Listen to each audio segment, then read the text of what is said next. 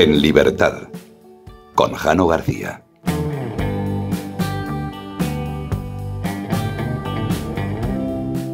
Cuentan las crónicas del 11 de marzo de 2004 que a las 7 horas y 37 minutos de la mañana, 3 bombas explotaron en el tren 21.431 en la vía 2, dentro de la estación de Atocha.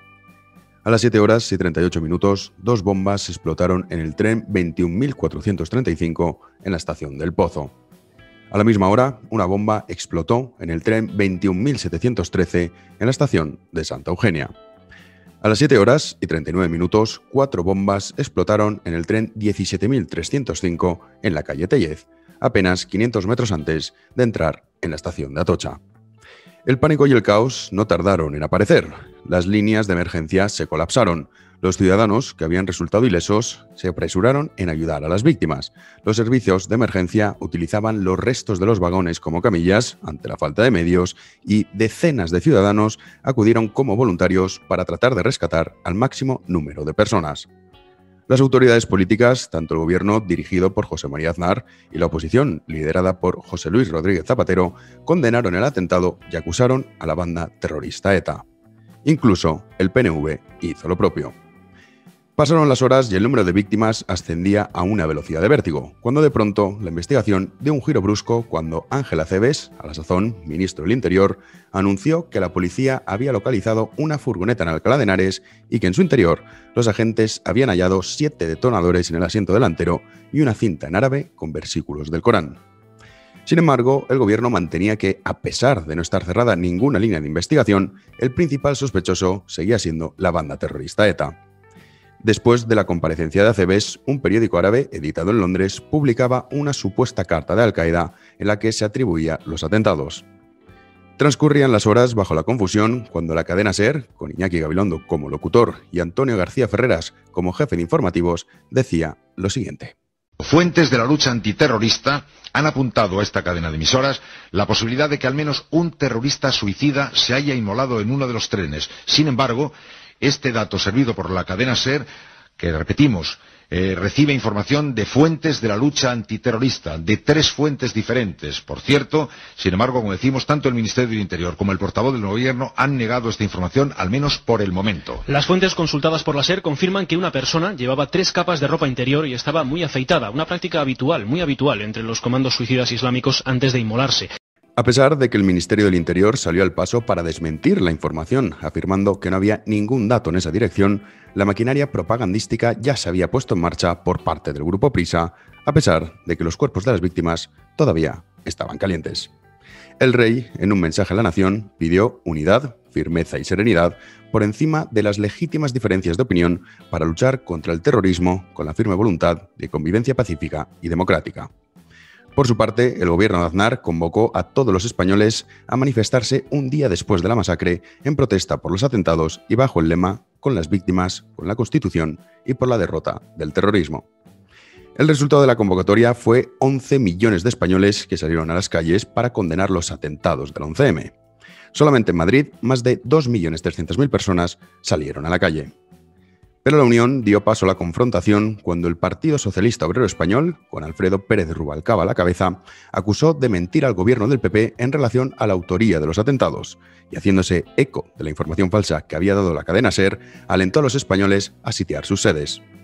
Hasta el día de las elecciones, en las que ni se respetó la jornada de reflexión por parte del PSOE y sus medios de comunicación, la campaña de intoxicación que padeció el ciudadano español fue brutal y dieron como resultado la victoria en las urnas contra todo pronóstico del Partido Socialista Obrero Español.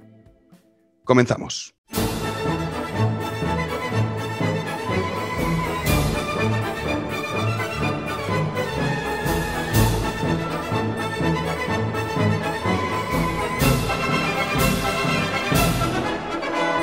Y de vuelta al presente, hoy 14 de marzo de 2021 recordamos a las víctimas del 11M, que todavía sigue habiendo muchísimas sombras en relación a ese atentado que cambió la historia de España. Hay que tener muy presente que, según la sentencia, Zugam, un tipo que tenía un locutorio en Lavapiés que se dedicaba a vender tarjetas prepago, y Trasorras, un minero asturiano que malvivía de traficar con hachís, fueron capaces de realizar el mayor atentado de la historia de Europa. Pues bueno, si esto se supone que es lo que nos tenemos que creer y que nada más fue lo que ocurrió, evidentemente yo no tengo pruebas para decir lo contrario, pero sí muchas sospechas para decir que desde luego sobre el 11M sigue habiendo muchísimas sombras. De lo que no hay duda es de que ese atentado cambió la historia de España. Por aquel entonces, yo era un niño, pero lo recuerdo perfectamente escuchando la radio antes de llegar al colegio, iba en el coche, cuando salió la noticia. Y también recuerdo perfectamente cómo para aquel entonces el grupo Prisa, claro, quizás los más jóvenes del grupo Prisa no saben la importancia que tuvo en España, pero tuvo una gran importancia. Sería ahora mismo como Mediaset y A3 Media unidos, el poder que tienen de manipulación. Comenzaron a realizar una campaña propagandística con mensajes falsos, como el que hemos escuchado de Iñaki Gabilondo y de Antonio García Ferreras, que este tipo ahora es el que presenta El Rojo Vivo, que se supone para muchos españoles, desgraciadamente, es como un referente de la información política y de la realidad. Se informan a través de este tipo que todavía no nos ha dicho dónde estaban esos terroristas suicidas. Pero bueno, fuera como fuera, la realidad es que lo que vivimos supuso un cambio, un antes y un después en la historia española. Por aquel entonces todas las encuestas, no había ninguna duda, daban al Partido Popular como ganador y que iba a revalidar la mayoría absoluta. No fue así, vino la etapa de Zapatero, vino la destrucción de la unidad nacional, vino la destrucción de la Constitución, vino el Estatuto de Cataluña, vino el movimiento independentista con más fuerza que nunca, también vino la destrucción económica, social, la convivencia, se reabrieron heridas, se volvieron a buscar esos, desgraciadamente, pasajes negros que hemos tenido en nuestra historia, como fue la última guerra civil, y se utilizó también, empezaba ya la ideología de género a asomar.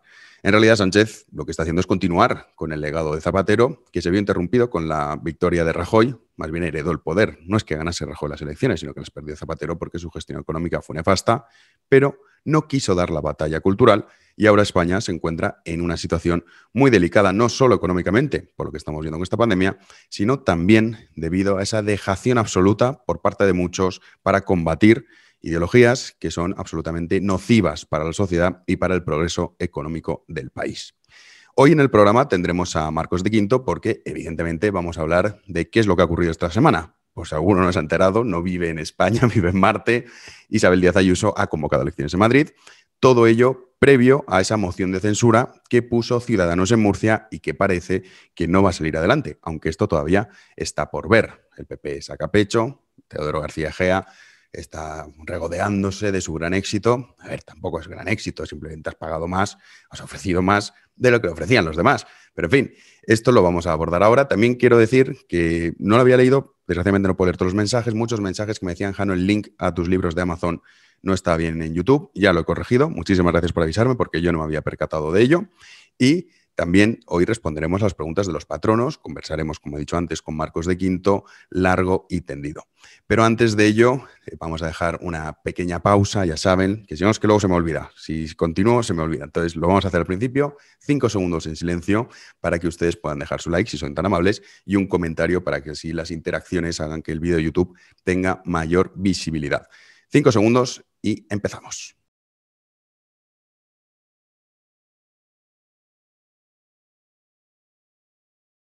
Pues muchísimas gracias, como siempre, por dejar su like y su comentario. Y hoy vamos a, por supuesto, abordar qué es lo que ha ocurrido esta semana. Para empezar, hay que tener muy presente que esto no viene de los últimos días. Desde hace ya bastante tiempo, especialmente desde que terminó la pandemia, que fue muy crítica de Isabel Díaz Ayuso, la Comunidad de Madrid fue la más golpeada. El señor Ignacio Aguado, señor, por llamarlo de alguna forma, se ha dedicado constantemente a torpedear la gestión de Isabel Díaz Ayuso y, sobre todo, se ha dedicado a ir a la contra de los mensajes que enviaba ese gobierno de que él formaba parte. Sorprendente, él iba por su cuenta. Ignacio Aguado es un tipo indeseable que yo creo que a estas alturas pocos podrán dudar de su lealtad. Es un desleal, un absoluto cretino que lo único que busca es seguir viviendo el contribuyente porque no vale para nada. Entonces, en realidad lo que estamos viendo es esto, una lucha por parte de muchos miembros de Ciudadanos porque los válidos, estilo Girauta, estilo Marcos de Quinto, ya se marcharon hace tiempo porque tenían cosas que hacer, no como esta gente que ha permanecido en el puesto, en su inmensa mayoría. Hay excepciones, como puede ser el caso de Toni Cantó también, que permanecen en el puesto porque no tienen a dónde ir, no tienen de qué vivir y necesitan vivir del contribuyente. Ignacio Aguado ha estado jugando durante muchísimo tiempo a ser gobierno y oposición. Ha estado, de hecho, linchando públicamente a Isabel Díaz Ayuso, que se supone que es tu aliada, O sea, es incomprensible.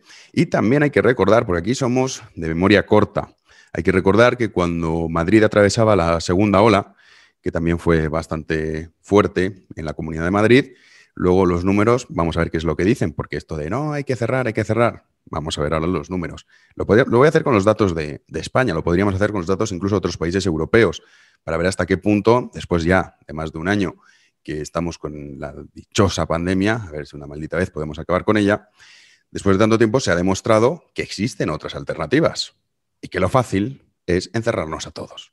Y lo fácil era que Isabel Díaz Ayuso hubiese seguido esa corriente. Era, todas las comunidades cierran, yo también cierro. Cierro los comercios, arruino a los trabajadores, impido que la gente pueda trabajar y ganarse su sustento económico, arruino la economía, pero así no salgo en las portadas.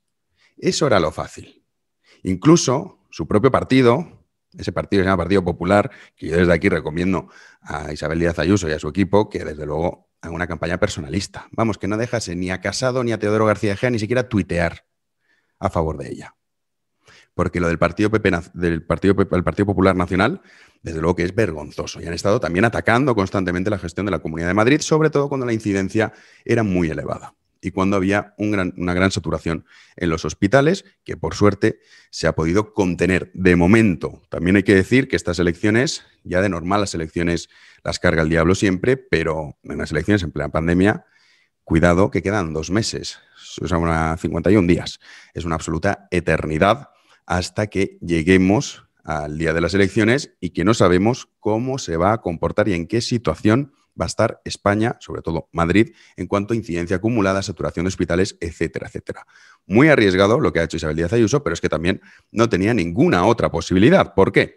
Porque el señor Ignacio Aguado ya estaba en agosto, estuvo a punto de presentar una moción de censura y llevaba coqueteando durante bastante tiempo con el Partido Socialista. Su intención, sabiendo, es tonto hasta cierto punto, porque esta gente es tonta, pero luego son muy listos a la hora de saber cómo puedo seguir viviendo del contribuyente.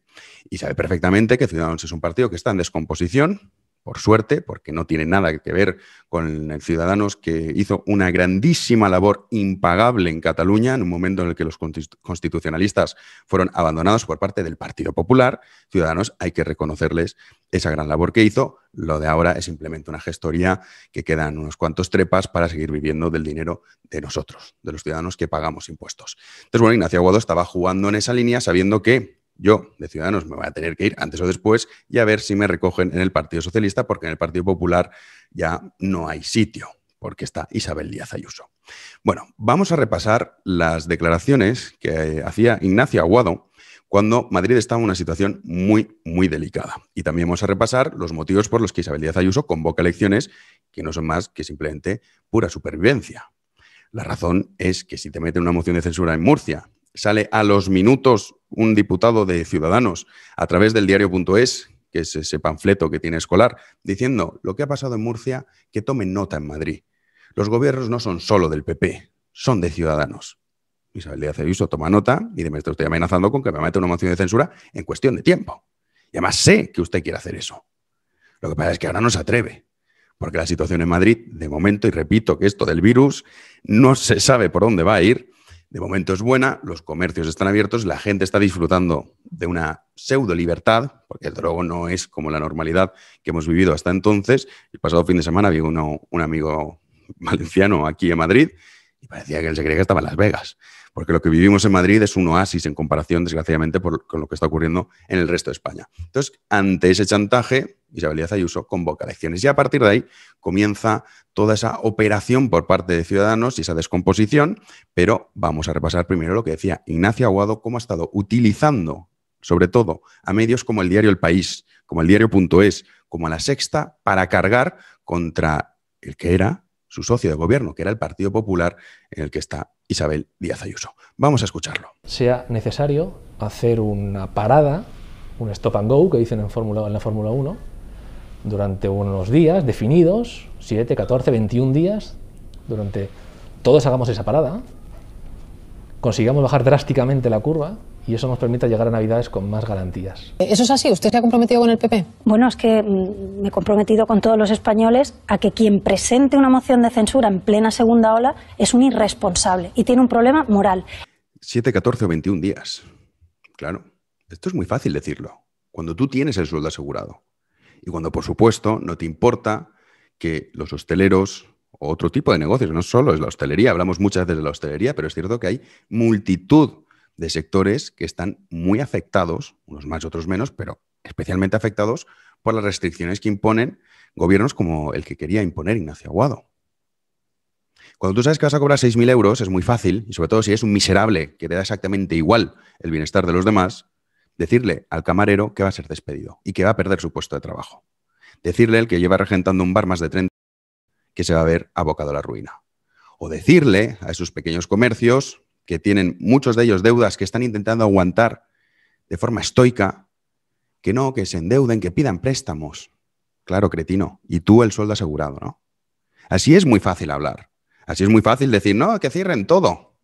Claro, pero luego vas a ir tú a pagarlos. Hagamos ese trato.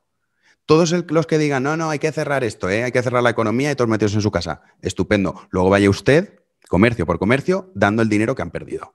Y si no, calles en la boca. Y se mete en su casa si no quiere salir. Pero deja a los demás en paz de una maldita vez. Porque además se ha demostrado con datos que ahora vamos a repasar que no tiene ninguna relación el hecho de cerrar por completo la economía con tener mejores datos. Y solo los vamos a hacer con los datos de España. Hay un ejemplo que me gusta mucho, que es Dakota del Norte y Dakota del Sur, por ejemplo, o el caso de California y de Florida.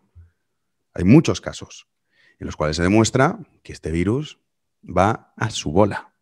Evidentemente, si encierras todo el mundo en sus casas durante 2 meses, la incidencia baja. Hombre, claro que baja. ¿Pero a qué precio?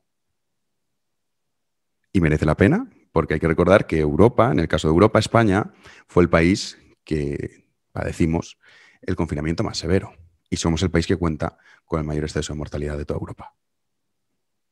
Por lo tanto, que esto al principio no lo sabíamos, por supuesto.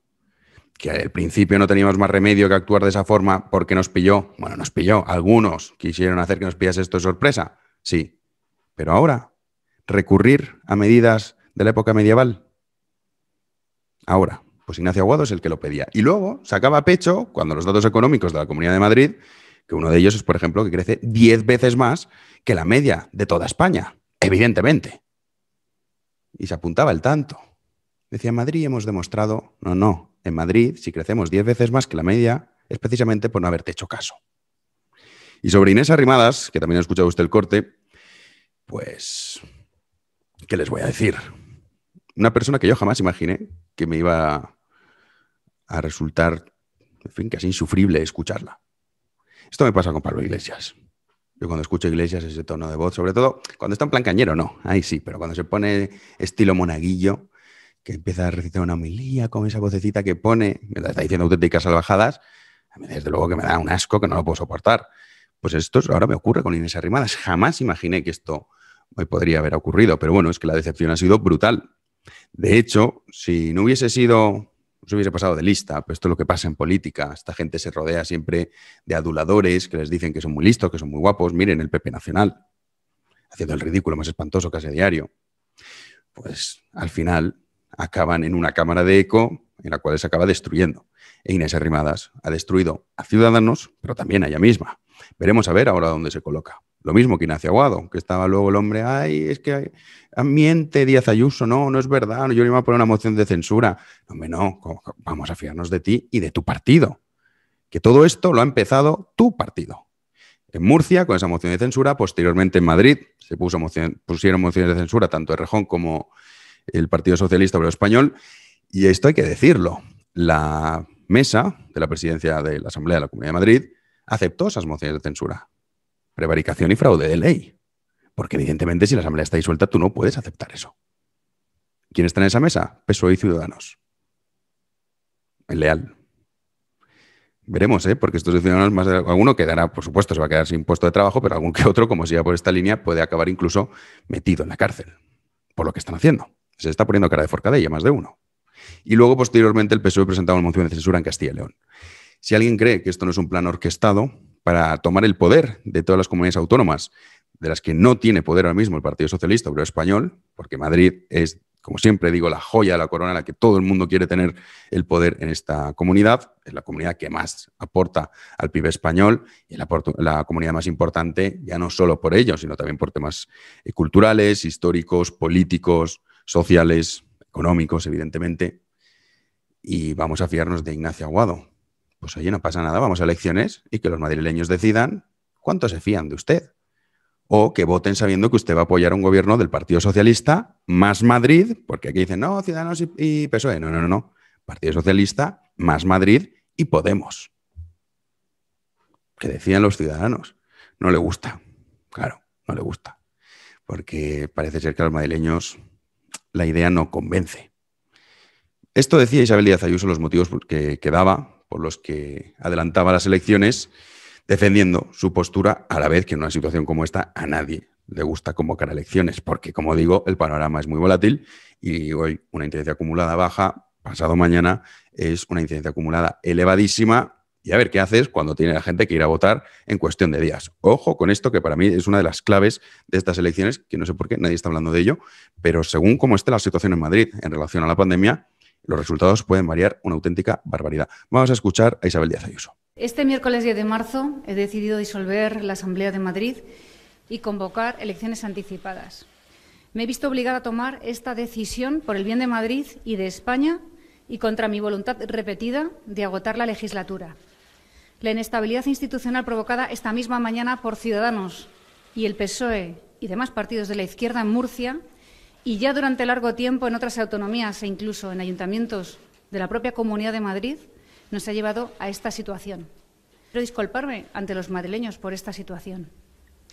Pero después de lo visto y leído, si no tomo esta decisión, Ciudadanos y el PSOE hubieran presentado una moción de censura, algo que ya han hablado en reiteradas ocasiones, y causar el desastre de la Comunidad de Madrid.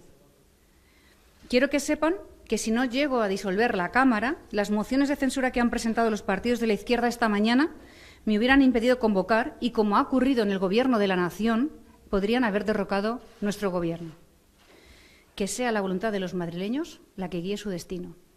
Asumo todo lo que está por venir y lo haré siempre pensando antes en el beneficio de España y de Madrid que en el mío propio. Quiero que los madrileños sigan siendo los protagonistas de esta historia y, por tanto, quiero que ahora los madrileños sean los que eligen entre el socialismo o la libertad. Muchas gracias. Pues estos eran los motivos que daba Isabel Díaz Ayuso para convocar elecciones. Los motivos que, viendo lo que ha ocurrido, pues desde luego que están llenos de fundamento, y además hay muchísimos ejemplos, muchísimas pruebas de cómo Ignacio Aguado siempre ha ido en contra de Isabel Díaz Ayuso. Ha sido, vamos, más que su socio, su principal opositor, porque es verdad que Gabilondo del PSOE es un tipo que a mí no me cae mal, lo tengo que decir, y creo que es una persona bastante más sensata. Ojalá la gente que estuviese en el PSOE fuese como él, pero hay que decir que a nivel de oposición pues casi que va de bulto. Es que ni se le ve ni se le escucha. Pero bueno, la realidad es que vamos a elecciones, y estas elecciones no son unas elecciones autonómicas más, son unas elecciones en las cuales está en juego un modelo. Por un lado, el modelo que plantea el Partido Socialista Obrero Español, que es el que está aplicando en todas las comunidades en las que gobierna, y también a nivel nacional, de altos impuestos, de, por supuesto, absoluto desprecio a la propiedad privada. Ahí están las leyes que están aprobando. No se considera ocupación con violencia, decían, cuando una persona entra en casa de otro, pero no hay nadie. También reformando ciertas leyes para que, por ejemplo, la Guardia Civil o la Policía Nacional no puedan sacar en menos de 48 horas a los ocupas, rechazando esa aprobación de leyes. Está en juego altos impuestos o bajos. Está en juego tener una educación libre o tener una educación que sea propaganda y adoctrinamiento. Lloraba Irene Montero el día del 8M porque no habían dejado ir a un colegio a contarle monsergas a las pobres niñas. Hombre, evidentemente no, claro. Hágalo usted desde su cuenta de Twitter y el que quiera que lo consuma, pero el padre que lleva a su hija al colegio, ¿por qué tiene que escuchar una charla de Irene Montero? Que le pregunten, que aprueben el PIN parental que pedía Vox, o por el contrario, que esta gente no se le deje entrar. Ya está. Así de claro. Pero también lo que está en juego es un modelo en el cual en Madrid todos, siempre hay una frase que me gusta mucho, y en Madrid la gente viene a que la dejen en paz, y es que es verdad. Aquí la gente vive, convive con sus diferencias, cada uno va a lo suyo, y no hay ningún problema. No estamos con los rollos identitarios que, por ejemplo, sí que está la Comunidad Valenciana y Cataluña, que, por cierto, está arruinando ambas comunidades autónomas, especialmente en Valencia. Luego lloran, ay, es que el centralismo, no, es que fíjate Madrid, es que todo el mundo está en Madrid. Claro, no sé si le parece, me quedo con ustedes, ahí, haciendo el paleto.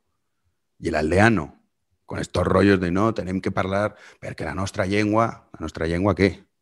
Muy bien, hable usted valenciano en su casa, con su familia, con sus amigos, haga usted lo que dé la gana. Pero ¿por qué yo tengo que estudiar 5 horas de valenciano a la semana y 2 de inglés?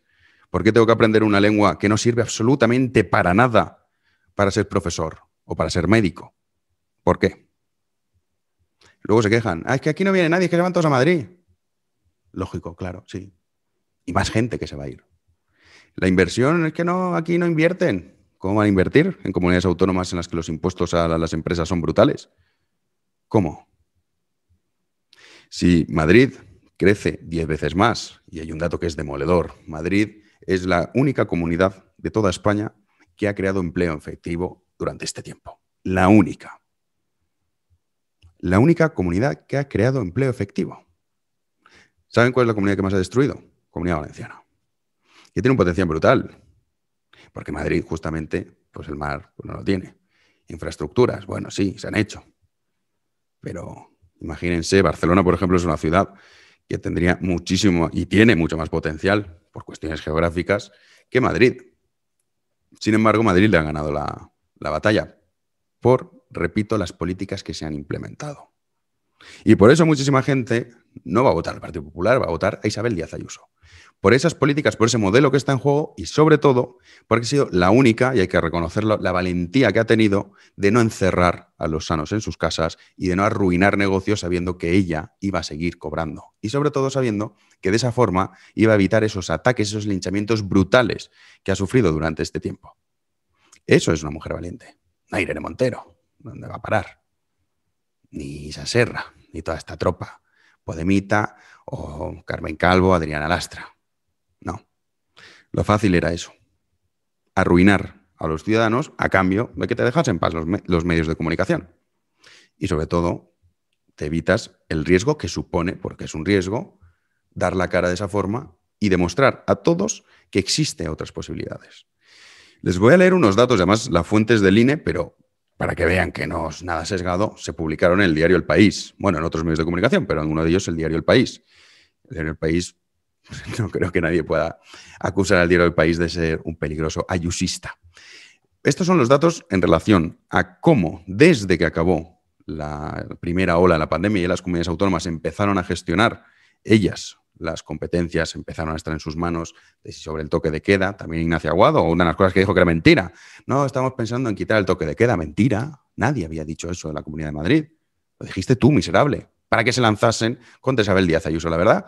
Y estas elecciones tengo ganas de dos cosas. Por supuesto, lo digo abiertamente, de que Isabel Díaz Ayuso gane las elecciones y que gobierne con Vox. Y luego que Ignacio Aguado saque 0 diputados. 0. Como saben, el programa En Libertad se financia a través de las aportaciones de sus oyentes. Si desean colaborar, pueden hacerlo en www.patreon.com/Jano García. www.patreon.com/Jano García. La vida de este programa depende de ustedes. Muchísimas gracias. Voy a leerles estos datos, como les decía, está en el diario El País, para que no sea... Alguno dirá, no, es que esto, ¿de dónde lo sacas? Bueno, las fuentes del INE, eso es lo primero. Y segundo, los datos dicen lo siguiente. Repito, desde que las competencias de las comunidades autónomas asumieron las competencias en esta segunda ola, ¿cuáles son los excesos, es decir, las muertes registradas respecto a otros años, que son los que demuestran cuánta gente desgraciadamente está muriendo?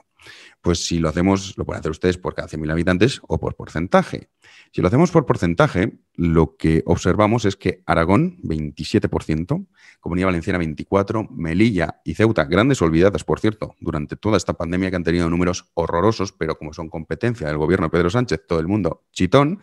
Melilla, 24%, Ceuta, 23%, Castilla y León, 22%, Asturias, 21%, Murcia, 21%, Andalucía, 20%, La Rioja, 19%, Castilla-La Mancha, 18%, Extremadura, 18%, Cataluña, 15%, Baleares, 14%, Madrid, 14%. ¿Qué es lo que nos dice esto? Pues, por ejemplo, el caso de Baleares o el caso de Madrid. Baleares aplica unas medidas muchísimo más duras que Madrid, y los resultados no han sido mejores. No lo han sido. Pero hagan ejemplo con otras comunidades autónomas. Lo que está claro es que hay formas y formas. Puedes construir un hospital en tiempo récord, que esto, si lo hubiese hecho en Berlín, o lo hubiese hecho en Nuremberg, o lo hubiesen hecho los franceses, o los británicos, estaríamos todos, madre mía, es que claro, qué fenómeno esto aquí en España, es imposible. ¿Cómo vas a levantar un hospital en tiempo récord? Pues sí, lo han hecho aquí en Madrid. Y ha sido Isabel Díaz Ayuso, las cosas como son. Y en otros sitios, como Ximo Puig, poniendo carpas falleras. En otros sitios, como en Baleares, con estas tonterías de políticas identitarias, llorando para ver si algún médico podía ir, porque no tenían. Los madrileños tienen que decir qué modelo quieren. El modelo del analfabetismo, el modelo identitario, el modelo del siglo XIX, el modelo de impuestos abusivos, el modelo de la malversación de fondos continua, de la malversación de fondos públicos, o un modelo diferente. Manifiestamente mejorable, ¿eh? Tampoco van a decir que aquí esto sea Suiza. No, no. Ojalá lleguemos a eso. De momento lo que no hay que hacer es retroceder. Y si ya lo hablamos en términos políticos, ya no solo lo que afectaría a los ciudadanos que son madrileños o que vivimos en Madrid, lo que hay que tener en cuenta es que si Isabel Díaz Ayuso no revalidase, no gobernase de nuevo en Madrid, para empezar, el Partido Popular prácticamente pueden cerrar Génova, pero es que no hace falta ni que se muden. No sería necesario. Casado y Teodoro García Egea, pues no sé qué harían los pobres, la verdad, pero perderían su puesto de trabajo. Y ellos lo saben. Saben que la Comunidad de Madrid se juegan, si estamos hablando, analizando a nivel político, su supervivencia. También, obviamente, Ciudadanos el lunes, mañana, tienen esa ejecutiva, veremos a ver qué pasa, pero realmente cuando un partido está en descomposición hay dos vías. Por un lado es fusionarse con otro, o la otra vía, que es en la que está ahora mismo Ciudadanos, es que mucha gente salta del barco y espera a irse a otro partido de forma individual hasta que al final no quedan ni candidatos dentro de ese partido y no tiene más remedio que disolverse. Veremos qué es lo que ocurre, porque claro, sin esas rimadas dimite, viene otro líder, supongamos Toni Cantó, y Toni Cantó sí que es partidario de la fusión y se fusiona con el Partido Popular, pues bueno, sería de esa forma. De momento, el goteo de gente que en Ciudadanos se está marchando por dignidad, pues es cada vez mayor. Y esto lo que demuestra es que, bueno, Ciudadanos es un partido que va a desaparecer, evidentemente, y es deseable que así lo haga, porque aquí hay que tener otra cosa también muy clara. Yo aquí veo, el otro día lo estuve viendo, ya saben que en redes sociales pasa poco tiempo, pero publiqué un artículo al respecto de, porque lo había leído y sobre todo también lo veo en el día a día, mucha gente como que Vox y PP empiezan a enfrentarse entre ellos, ¿no? Tanto partidos políticos, esa estúpida idea por parte del Partido Popular Nacional, así les va, de atacar a Vox constantemente y creer que el enemigo es Vox, cuando el enemigo no lo es. Y más en una situación tan delicada como la que está España, estás condenado a entenderte con Vox. Tanto es así que si no fuese por ellos, no gobernarías en ningún sitio. Es que Ayuso no hubiese sido presidenta. Y solo te quedaría Galicia con Feijóo. Hasta que el BNG, después de estas políticas que está aplicando Feijóo, acabe, evidentemente, ganando las elecciones, porque es que le está haciendo el trabajo sucio Feijóo todos los años. Pero lo cierto es que esta lucha cainita entre Vox y PP no lleva a ningún lado. No son ni por parte de Vox el enemigo del PP, ni por parte del PP Vox. El PP nacional ha entrado en esa batalla y Vox muchas veces también recoge el guante. Y realmente, en una situación como la que estamos en Madrid, no estamos para tonterías, ni para jueguecitos electorales, ni para ver cómo rasco votos de uno o de otro. No. En juego, repito, está la supervivencia de la Comunidad de Madrid y, sobre todo, del modelo de España. Porque si el Partido Socialista, supongamos que no revalida mandato, Isabel Díaz Ayuso no consigue gobernar con mayoría absoluta, ya sea por ella misma o con el apoyo de Vox, lo que vemos es que, primero, el Partido Socialista gobernaría la Comunidad de Madrid después de 20 y pico años y, evidentemente, lo que veríamos es un cambio en Castilla y León, seguramente por parte de Ciudadanos, que acabaría decidiendo a ver hacia dónde vamos. Los diputados ciudadanos se integrarían en las listas del PSOE. Esto hay mucha gente que le ha sorprendido también lo que se ha vivido esta semana. ¡Ay, qué escándalo! Esto es la política. Lo que ocurre aquí ocurre en todas partes del mundo. Lo tuvimos en Estados Unidos también recientemente. Como muchos senadores que iban a defender la teoría de Donald Trump acabaron luego diciendo lo contrario. Pues es que esto siempre pasa. Esto es la política en su máximo exponente. Yo, la verdad, disfruté. Ya sé que hay gente que dice, no, hombre, que esto no puede ser. Hombre, yo disfruté en el sentido que era muy interesante ver cómo en ese tablero cada uno movía sus piezas. Luego el Partido Popular, esto como el dicho, ¿no? Vas a venir a la cárcel a robar. Pues eso, Partido Popular de Murcia. Dije, a ver, ¿cuántos han dado? 1000 más 1. Vale, hecho, ya está. Se acabó la moción. Ahora están intentando convencer a 3 diputados de Vox que tienen por ahí. Claro, es que Vox tiene metido, ha crecido tan rápido, esto ocurre con todos los partidos que crecen muy rápido, que se le empieza a meter cada indeseable, que luego a ver cómo lo tiras, porque muchos de ellos ya son diputados. Entonces, como ya tienen el acta, no los puedes echar. Entonces veremos a ver qué es lo que ocurre en Murcia. Pero lo cierto es que lo que hemos vivido es un ejercicio de política en su máximo exponente. Pero lo que hemos visto es eso. Por supuesto que el principal interés de un político es el suyo y posteriormente el de los demás. Claro que sí. Y por supuesto que si se convocan estas elecciones es, primero, para que Isabel Díaz Ayuso no se vaya a su casa, no le metan una moción de censura por la puerta de atrás. Y nos dirán, no, hombre, no, porque es que eso entonces debería ser como una visión de Estado. Decir, no, oiga, yo no voy a convocar elecciones en esta situación y me fío de lo que diga un indeseable como Ignacio Aguado. Si luego eso tuviese resultados, si luego la gente penalizara ese tipo de comportamientos, pues bueno, diríamos, vale, es comprensible. Pero es que al revés, si es que es al revés.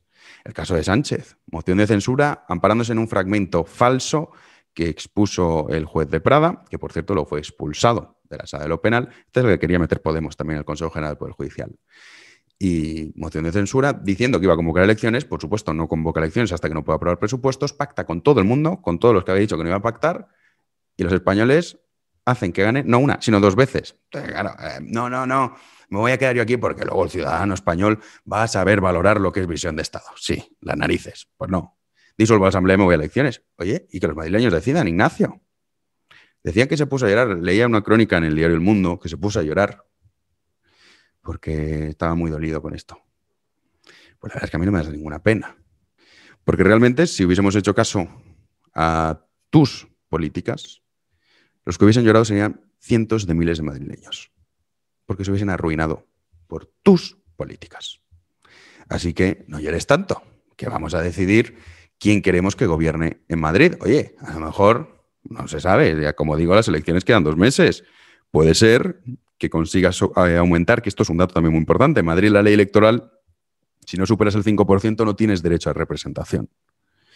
Si obtienes el 4,7% de los votos, 0 escaños. A partir del 5% empiezan a contabilizar. Lo digo porque el otro día me enviaron, repasando las preguntas de los patronos, que vamos ya a contestarlas, y posteriormente iremos con Marcos de Quinto. Una de las preguntas era esa. Me decían, oye, Jano, ¿por qué en las encuestas he visto que Podemos tiene una horquilla de 0 a 7 diputados? Y es por eso, porque si no alcanza el 5%, directamente es 0. Y Podemos, en esa encuesta que me enviaba el patrono con la foto, patrono o miembro del canal de YouTube, no lo sé, o a través de iVox, eran 5,2% lo que tenía Podemos. Claro, son décimas. Entonces, hay una gran diferencia. Claro, la horquilla es pasar de 7 escaños a 0. En fin. Complejo. Nos quedan 50 días por delante de mucha intensidad, 50 días de manipulación brutal contra Isabel Díaz Ayuso, especialmente porque tienen mucha tirria. Y luego también yo lo que espero y deseo es que el virus, sobre todo, no sea el protagonista, aunque, como digo, las incidencias acumuladas están bajando en España, están bajando en Portugal, pero están aumentando en otros países. Entonces, este virus sabemos cómo se comporta, es probable que después de Semana Santa venga un aumento de la incidencia, se está también ralentizando esa bajada de la incidencia acumulada, hablo de Madrid, también el descenso de hospitalizaciones. En fin, vamos a responder las preguntas de los patronos y ya iremos con la entrevista a don Marcos de Quinto. Vamos a ello. Los patronos preguntan. Buenas, Jano.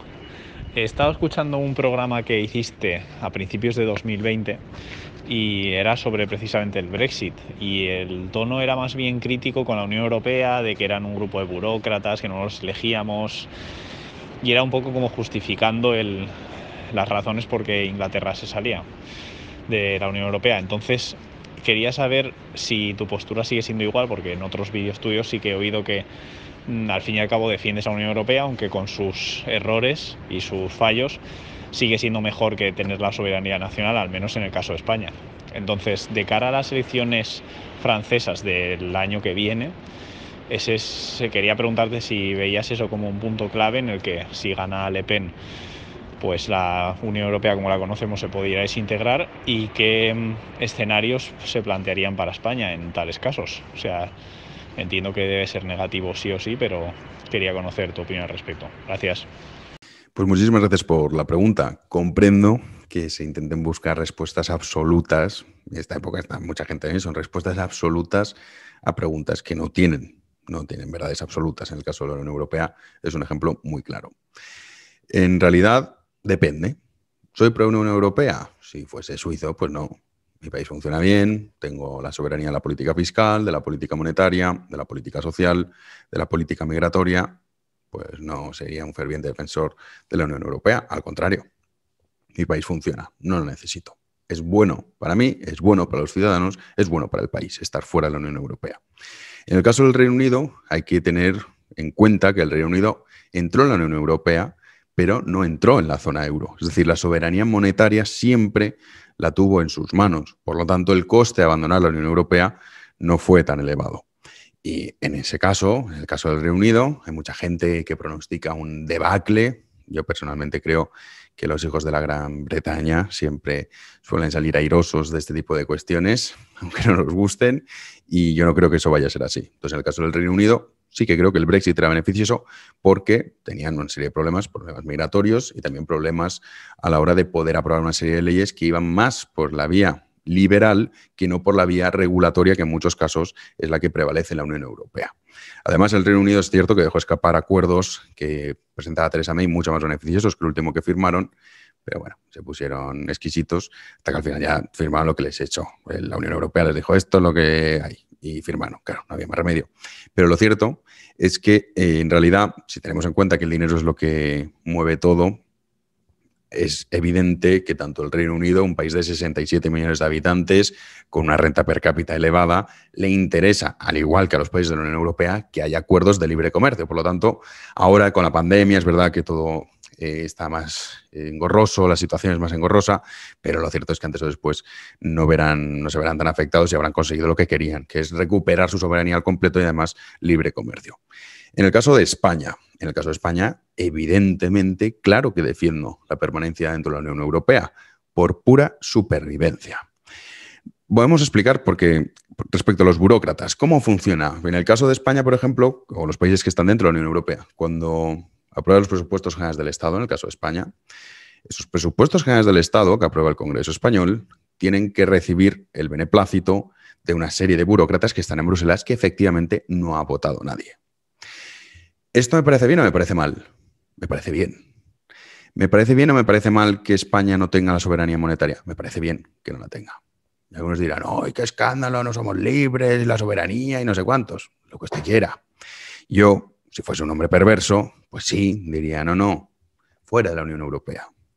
Pero es que a mí no me gusta que los ciudadanos de mi país vivan mal. A mí me gusta que la gente viva bien, pueda trabajar, pueda ganarse la vida, pueda disfrutar con su familia y no que estén en la más absoluta miseria y pobreza.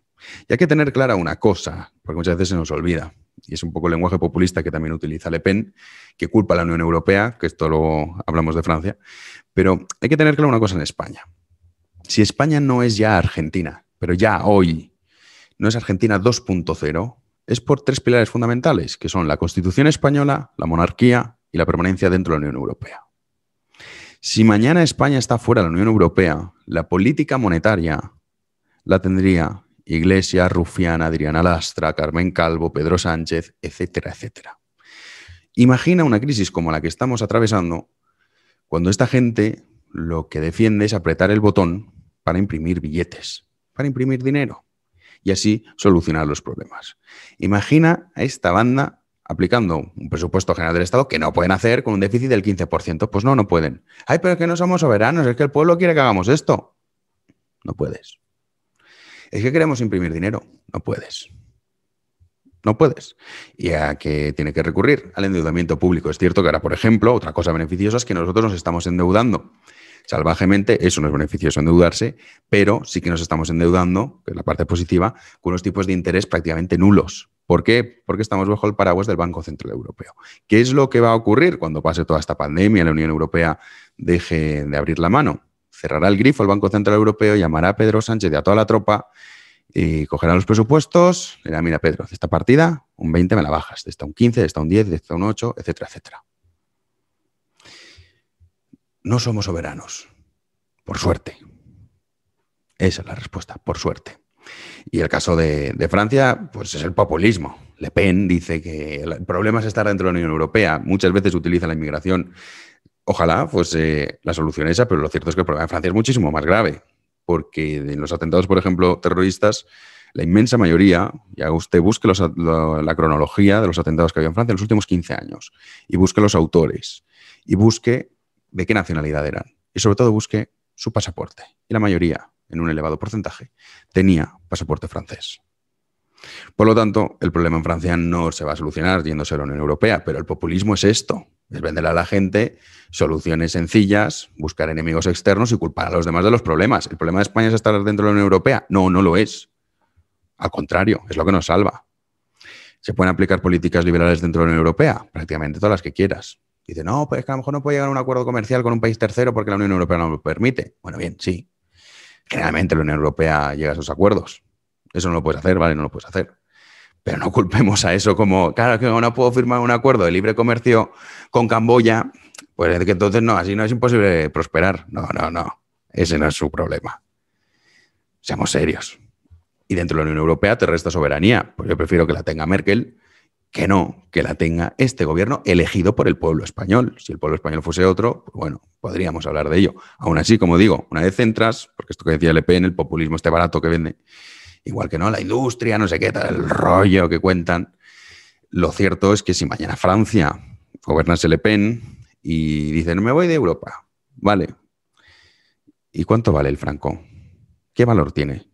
Tienes que volver al franco, claro, estás fuera del euro. ¿Qué demanda interna tiene? ¿Qué demanda externa tiene? ¿Cómo pagas? La hiperinflación, ¿cómo la evitas? Prácticamente imposible de evitar. En realidad lo que veríamos es como los franceses se arruinan en tiempo récord. Es lo mismo que pasó con Grecia. Con Grecia es cuando estaba Tsipras y Varoufakis, estaban ahí campanudo, no, porque la soberanía, los mercados, las oligarquías, en fin, todo el cuento, este rollo populista que siempre sueltan, y se tiró haciendo referéndums que decida el pueblo griego. Y los griegos, yo no sé qué les echaban los yogures, pero estaban ahí los tíos votando, sí, sí, sí, no, nosotros, o nos quita la deuda o nos vamos. La Unión Europea dijo, vale, márchense, vuelva usted al dracma. Ya iremos a veranear barato a Grecia. Claro, y Tsipras lo pensó y dijo, bueno, a ver, es que esto no es tan buena idea, porque ahora yo cómo pago las pensiones, cómo pago los funcionarios, cómo pago las ayudas sociales. ¿Y ahora qué hago? Porque los griegos no van a ir luego a los burócratas esos que tan perversos son de Bruselas, van a ir a por ti, que además estás cerca. Y bueno, pues conviene, a cualquier gobernante le conviene vivir. Y Tsipras pasó por el aro. Dije, mira, ahora un 10 no, ahora vas a recortar un 15. Por espabilado. Y esto es lo que hay. Muchas veces las cosas nos gustarán más o menos, pero son como son. Entonces, por lo tanto, plantear, en el caso de España, marcharse a la Unión Europea es ser un demente. O que de verdad quieres que tu pueblo habite en la más absoluta miseria y ruina. No es mi caso. Ya digo, a mí me gusta que la gente viva bien. Entonces, bueno, pro o contra la Unión Europea, depende. Como muchas cosas en esta vida, es que dependen. No hay verdades absolutas en ciertas cuestiones. Y en esta no lo hay. Y en realidad, pues, en el caso de España, una vez has entrado generalmente cualquier país europeo que ha entrado dentro del euro especialmente, salirse es bastante complicado, por no decir imposible. Porque los costes y las consecuencias son dramáticas simplemente porque estás abandonando un mercado común y sobre todo una moneda única, el cual utilizan la inmensa mayoría de países. Si se fuesen al unísono todos y se disolviesen la Unión Europea y el euro, pues ahí hablaríamos de otra circunstancia. Lo cierto es que eso se antoja imposible que ocurra. Y con Le Pen, ya digo, mucho bla bla. Esto es que hablar es muy fácil, ¿eh? Hablar y escribir en el papel lo aguanta todo y presentar programas y tal, eso es estupendo. La realidad luego es otra, eso es diferente. Y lo que le pasó a Tsipras es lo que le pasaría a Le Pen. O sea que veremos qué es lo que ocurre, pero yo me preocuparía más por el tema de la Unión Europea. Eso que muchas veces he hablado, ¿no? De crear dos Europas, una de primera y una de segunda. Eso a mí sí que me preocuparía más. Pero bueno, veremos a ver qué es lo que pasa. Vamos con la siguiente pregunta. Buenas, Jano. Yo me acabo de hacer Patreon hoy mismo y quería saber tu opinión sobre un tema. viendo lo que está ocurriendo en Madrid, en Castilla y León y en Murcia, ¿crees que a lo mejor podría beneficiar a Andalucía que se convocaran elecciones anticipadas? A lo mejor viendo cómo ha sido la gestión de PP, Ciudadanos y Vox, ¿no crees que podría a lo mejor beneficiar a Andalucía sacando a Ciudadanos del gobierno y aumentando el poder que puedan tener PP y Vox? Un saludo. Pues muchísimas gracias por la pregunta y muchísimas gracias por su apoyo. También aprovecho para decir que la próxima semana ya tendrán en exclusiva ese podcast sobre el fascismo que les prometí. Arrancaremos con ese podcast exclusivo histórico, uno mensual, y lo tendrán disponible los miembros de YouTube, los suscriptores de iVoox y también los patronos. Respecto a su pregunta, no es lo mismo la situación que hay en Andalucía. En realidad, lo que estamos viendo es lo que he explicado un poco antes. En el caso de Ciudadanos hay dos opciones. Una es fusionarse en bloque con el PP. Otra es que los diputados vayan saliendo y se vayan yendo a otras formaciones, ya sea el Partido Popular, ya sea el PSOE o sea Vox. A Podemos, en fin, lo antojo complicado, pero cosas más raras han visto en política y sobre todo cuando tienes a tipos como Juan Marín, que es el líder de Ciudadanos, que están tropocientos partidos, pero que a su vez es un hombre que dice, bueno, a ver, yo lo que quiero es seguir viviendo de esto porque no valgo para otra cosa, no sé qué hacer fuera de la política. Entonces, bueno, en realidad, en ese caso, en el caso de Andalucía, ahora mismo con la situación de una pandemia, no es conveniente ir a elecciones, por lo que comentaba. Para mí las elecciones las va a marcar la incidencia acumulada del virus. Lo digo así, no creo que haya, salvo que Isabel Díaz Ayuso se volviese loca y empezase a decir una serie de barbaridades o cometiese errores garrafales. Entonces, por lo tanto, en una situación tan volátil, no conviene ir a elecciones. Y en el caso de Andalucía, Ciudadanos, por lo que parece, tienen muy bien apalabrado con el Partido Popular ese apoyo. Y Vox, por su parte, sigue desde la oposición, sin entrar dentro del gobierno, apretando para que, entre otras cosas, Andalucía, por ejemplo, haya conseguido tener superávit. Que esto, vamos, que no lo habían visto en Andalucía nunca.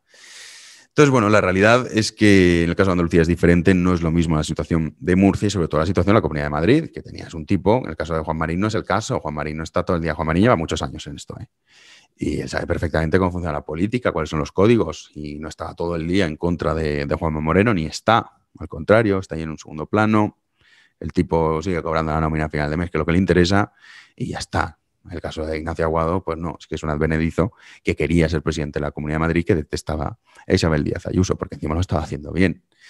Se creyó en su momento, cuando pues, sacó 57 diputados Ciudadanos, que fue también ese resultado que obtuvo Ciudadanos en autonómicas. Iba en esa línea, viven de lo que hizo Rivera, y luego, claro, la catástrofe en la segunda vuelta, cuando sacó 10 diputados Ciudadanos, no la han visto todavía reflejada en muchos parlamentos autonómicos, como el de Madrid, la van a ver ahora. Entonces, bueno, Andalucía ahora mismo no tendría mucho sentido y todo apunta a que no va a ser así.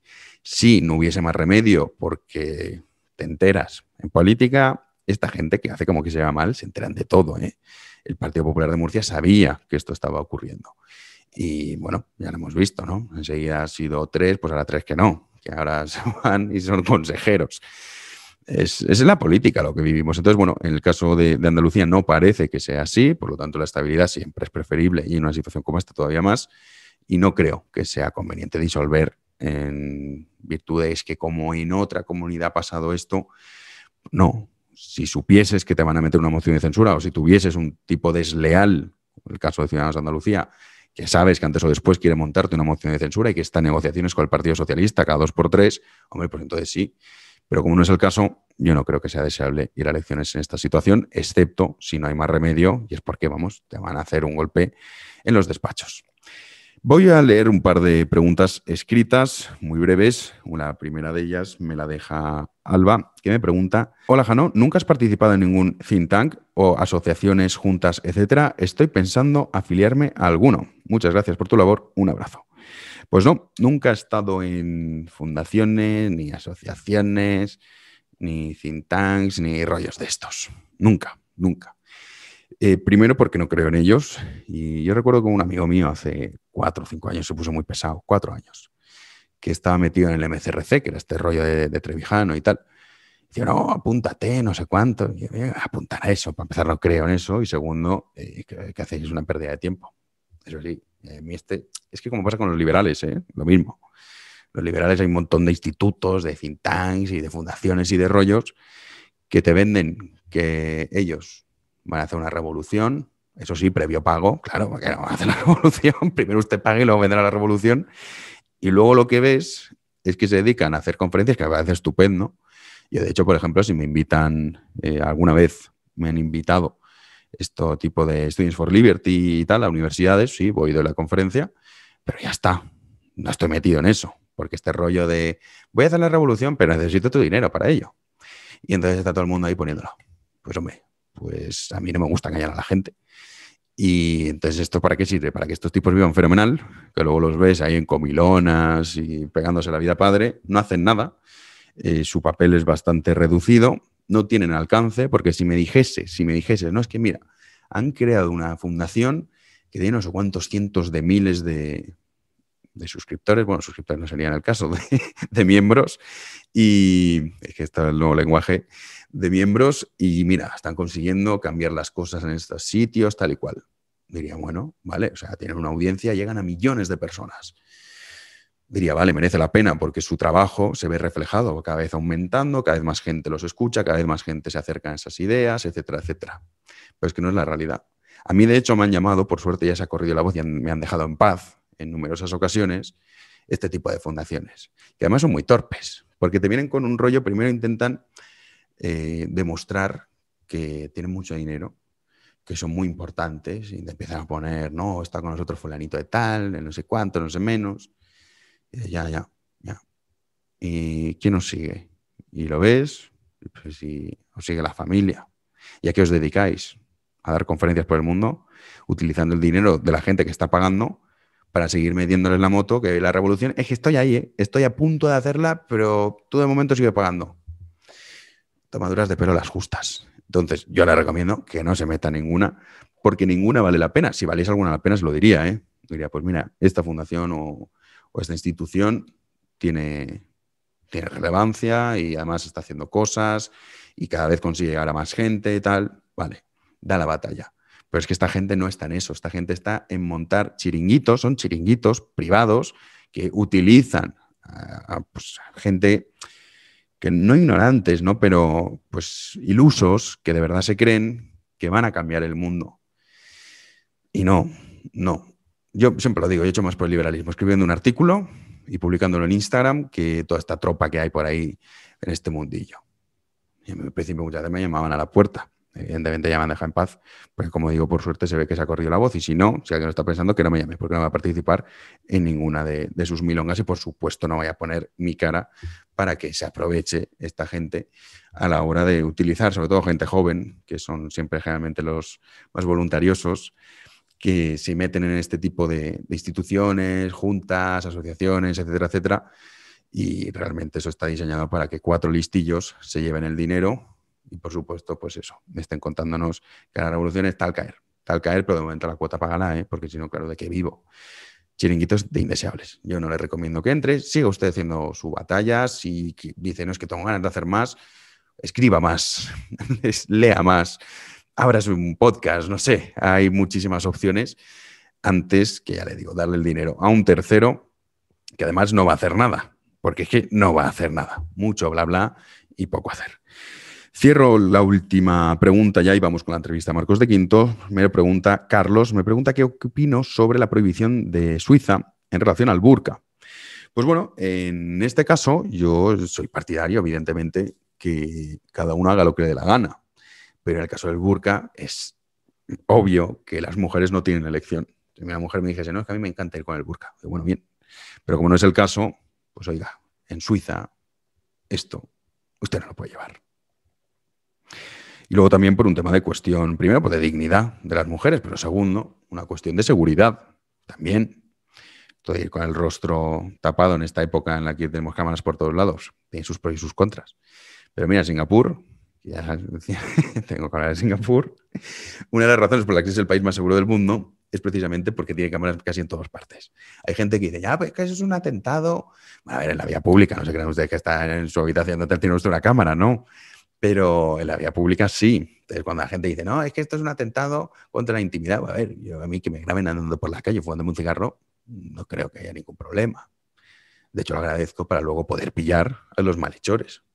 Entonces, bueno, en el caso de Suiza me parece fenomenal que lo hayan prohibido y es deseable que todos los países occidentales en su mayoría defiendan una serie de valores, sobre todo la dignidad de las mujeres, porque ya digo, si me dijesen, no, es que esto nosotras las queremos llevar, pues no tienen posibilidad. Entonces, eso, en Occidente, no. Si lo quiere hacer usted, estupendo, pero lo hace en su país. Porque aquí nosotros tenemos una serie de normas, una serie de valores, como decía antes, que respetan la dignidad de las mujeres. Y usted no puede tapar a una mujer. Y sobre todo lo que no puede ser es que si esa mujer no quiere llevar el burka, tenga que sufrir terribles consecuencias. Entonces me parece muy bien por parte de los suizos y además también es un mensaje a posibles personas que quieran ir a Suiza a imponer, que es lo que ha ocurrido en Francia. Hablábamos antes de Francia, el problema de Francia es que el problema de Francia es brutal. Podríamos hacer un día un programa sobre Francia porque la verdad que tantos temas, pero lo de Francia tiene una solución tan complicada, tan difícil, que es prácticamente imposible poder acabar con... Pero todo viene de ese buenismo, ¿eh? De nada, aquí cada uno, hay que respetarlos, no sé cuántos. Y bueno, te han metido la Sharia en barrios de París, que la policía no se atreve ni a entrar. La culpa es de Merkel y de los mercados y de la Unión Europea. Pues vale, pues eso. En fin, me parece correcto y creo que los países occidentales tendrían que seguir en esa dirección. No me enrollo más, vamos ya con la entrevista de Marcos de Quinto. La entrevista. Pues hoy tenemos el lujo de contar con don Marcos de Quinto, que todavía no había pasado por este podcast, pero ya les había olvidado en alguna ocasión que lo íbamos a entrevistar. ¿Qué tal, Marcos? ¿Cómo estás? Muy bien, encantado. Encantado. Bien. Pues el tema principal es lo que está ocurriendo en la Comunidad de Madrid, pero especialmente lo que está ocurriendo con Ciudadanos, porque todo esto viene provocado por esa deriva de Ciudadanos que hay que reconocer, que antaño tuvo un gran papel, especialmente en Cataluña. Era un partido con un proyecto bastante ambicioso, reformista para España, pero que hoy en día, desde luego, no tiene nada que ver. Tú fuiste de los primeros en verlo, tú fuiste de los primeros en ver esa deriva y decidiste marcharte. ¿Cómo ves ahora, estando fuera de Ciudadanos, viendo lo que están haciendo? ¿Qué opinas tú? ¿Cómo lo ves? ¿Qué crees que va a terminar ocurriendo? Bueno, yo creo un poco que lo que está sucediendo es parte de las razones por las cuales yo también en su momento decidí irme sin estruendos y traté de irme de la manera más elegante. Porque yo estaba en Ciudadanos en la ejecutiva y también en la permanente con Albert, pero después cuando vinieron todos estos cambios, pues hubo un momento donde las decisiones, prácticamente decisiones importantes, pues no se debatían. Y bueno, pues un núcleo muy cerrado, casi yo te diría que hasta 3 personas, son las que toman decisiones de gran trascendencia para el partido.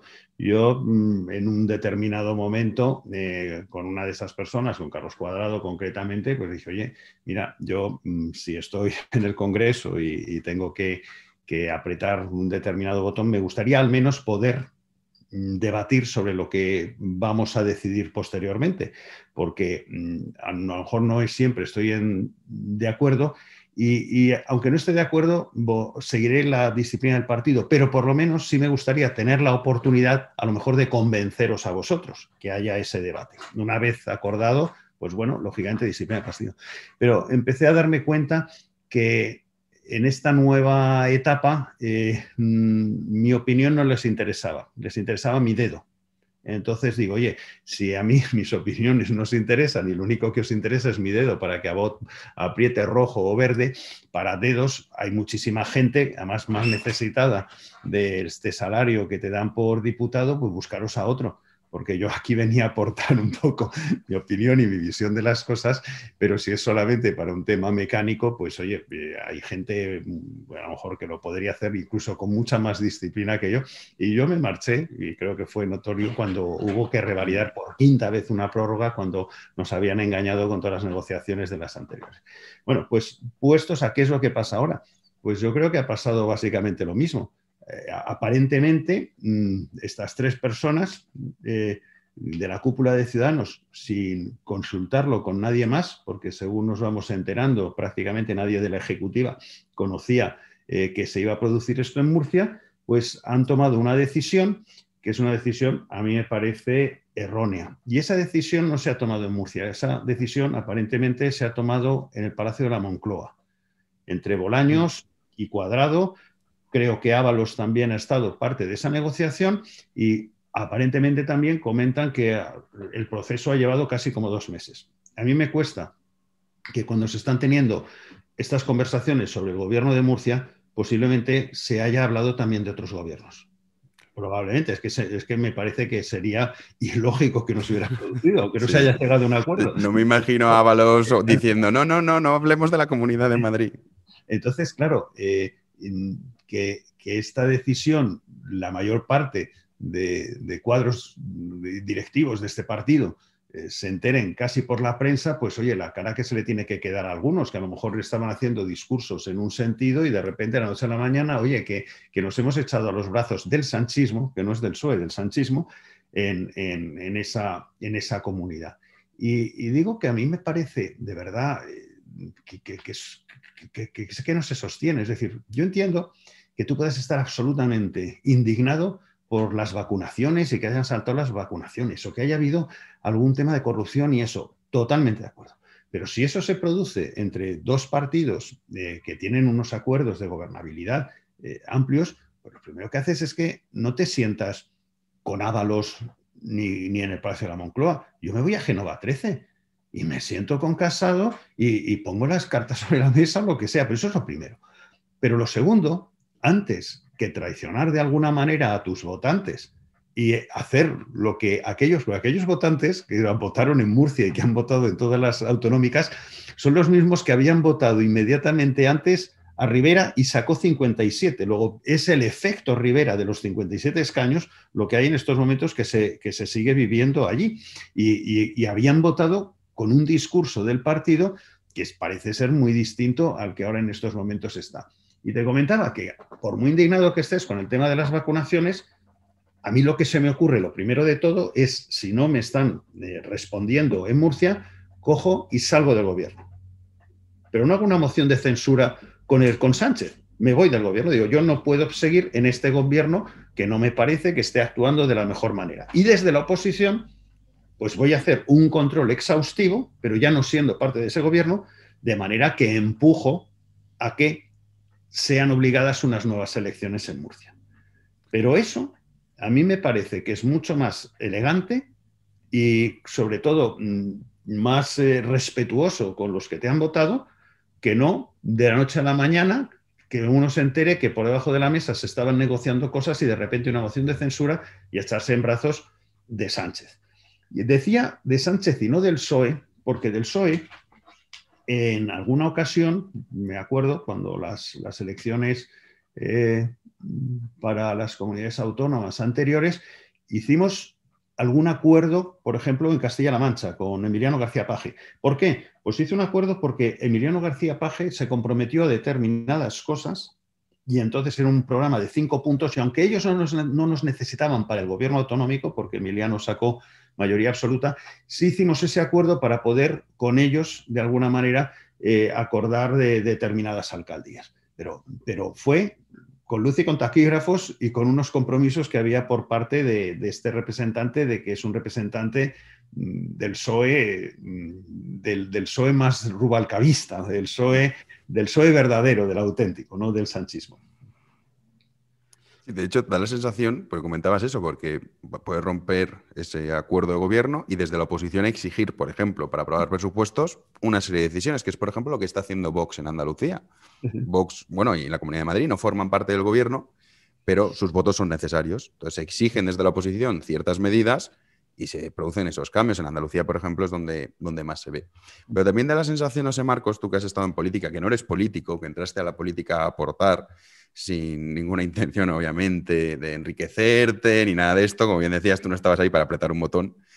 Pero da la sensación de que son estos intereses personales en un partido en descomposición que están intentando todos a ver dónde me siento en la silla.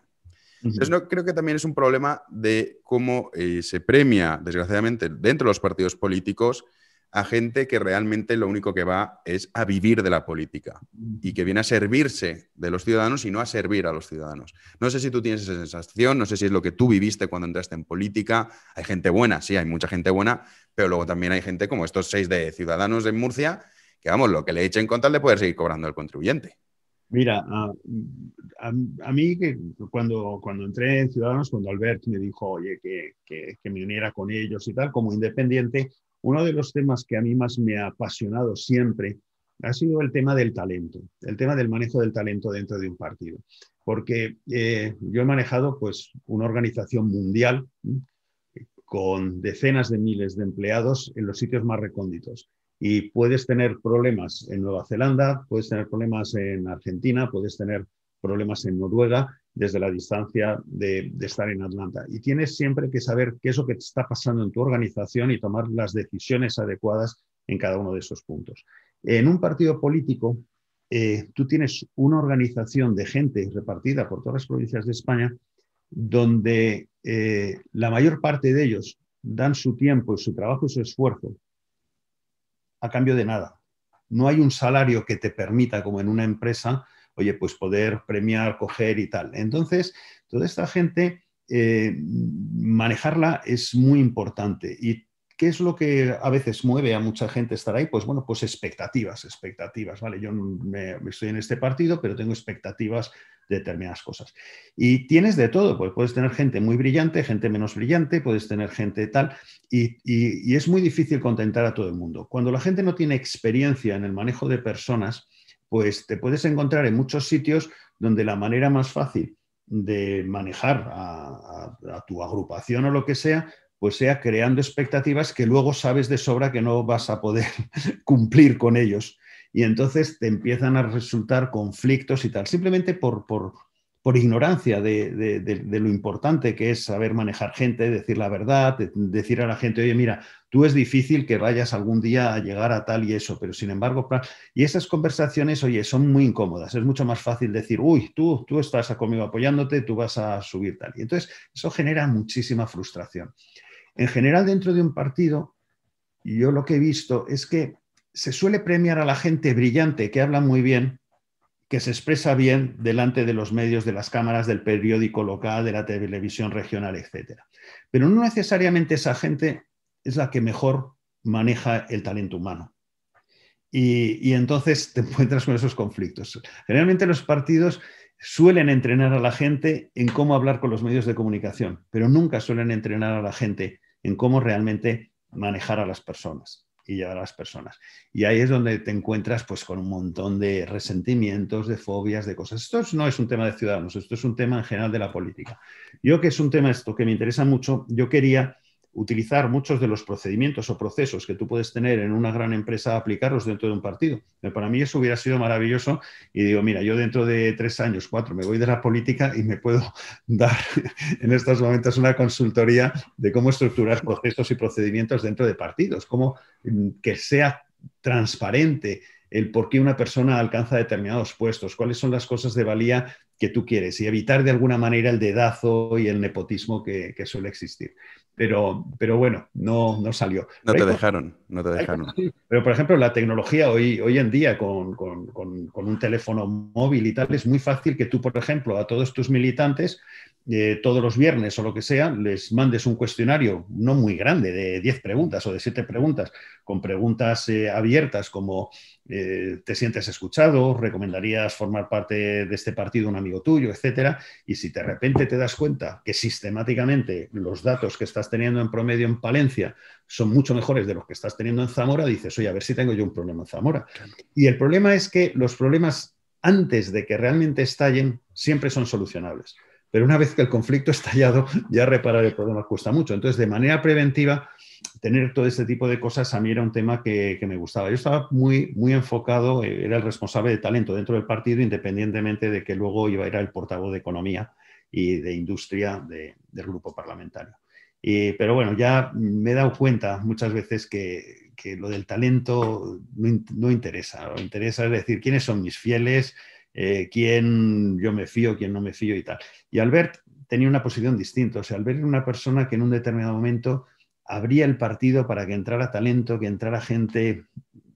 Y se trajo a Bauzá, pero se trajo a gente del PSOE, se trajo bueno, Edmundo Val, es decir, que entre talento.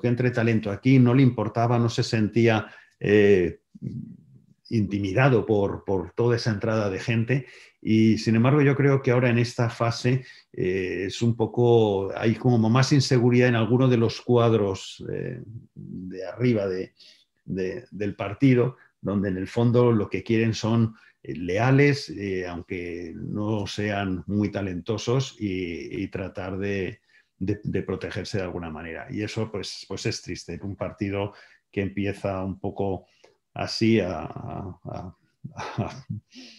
hacer como una especie de seguimiento de las personas. Una especie de secta realmente lo que se busca. A quién le han colocado likes y no, y todas esas cosas, pues bueno, pues hace un poquito más tipo Gestapo, y yo creo que no es muy atractivo.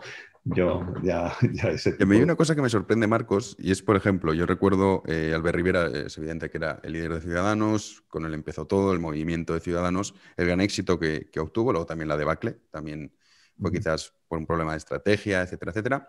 Pero Inés Arrimadas, no sé si a ti te ha ocurrido, tú has estado con ella, has coincidido con ella mucho, ha sido como desde mi punto de vista la gran decepción. Yo jamás imaginé que iba a acabar, no voy a decir odiando porque no es la palabra, pero sí con una especie de desprecio político, no personal evidentemente, hacia Inés Arrimadas. O sea, yo ahora mismo veo a Inés Arrimadas y me produce cierta irritación escucharla, y sobre todo es como una especie de decepción, y a su vez es no poder comprender como una persona que ha estado luchando y que lo hizo muy bien en Cataluña cuando Albert se vino aquí a política nacional, cómo ha podido esa degradación tan absoluta, todo por un sueldo, porque es que si no, no se explica.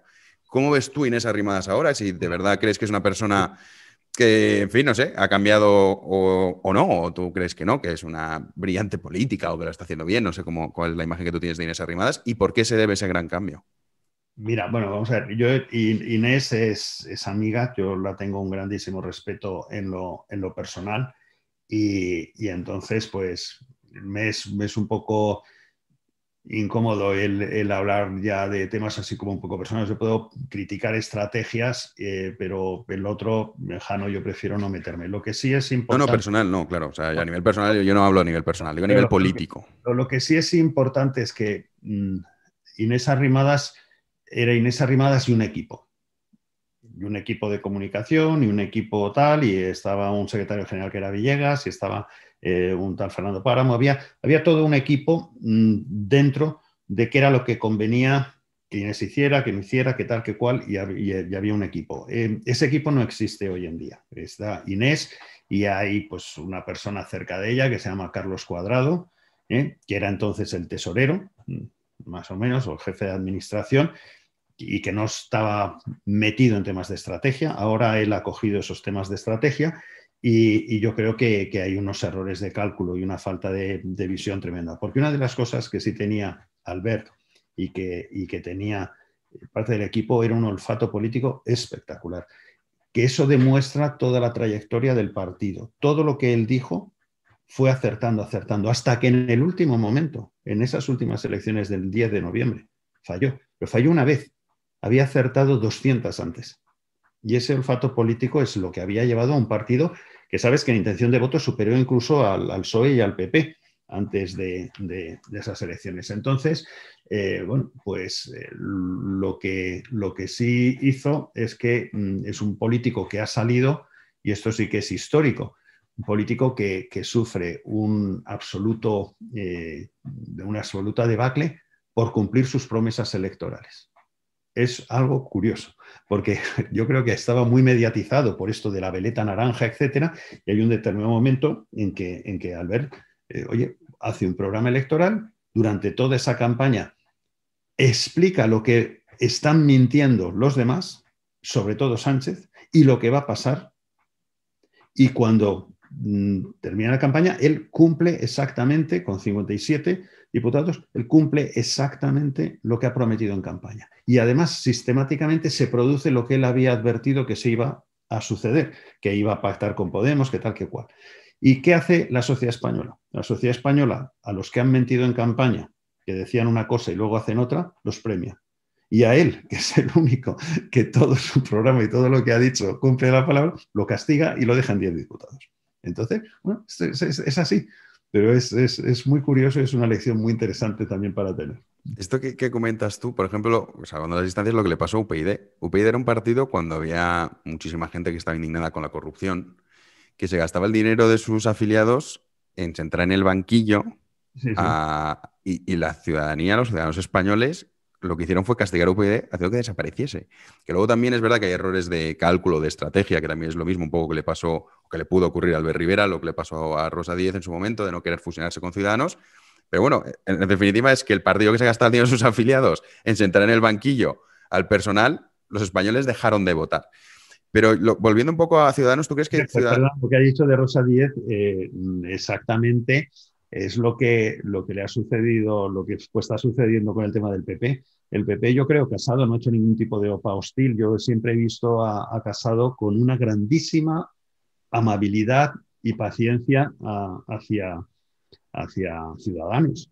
Mira que además casi ha regalado a Ciudadanos en las elecciones vascas unos diputados que Ciudadanos no tenía y que son prácticamente como un regalo. Y sin embargo, siempre la reacción de Ciudadanos ha sido como hostil hacia él, que siempre yo creo, de verdad, que es una persona muy educada, Pablo Casado, que ha sido totalmente escrupuloso en la relación. Y sin embargo, pues bueno, Ciudadanos no solo es que rechace esa oferta, cuando en estos momentos la sociedad española lo que necesita es unirse en aquellos que no están con Sánchez, ni con los independentistas, ni con los filoetarras, para que haya un cambio de gobierno.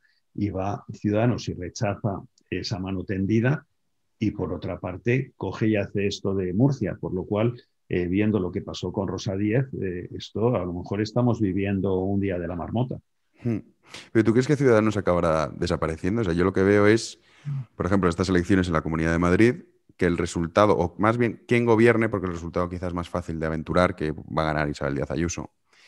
Pero una cuestión es ganar y otra cosa es gobernar.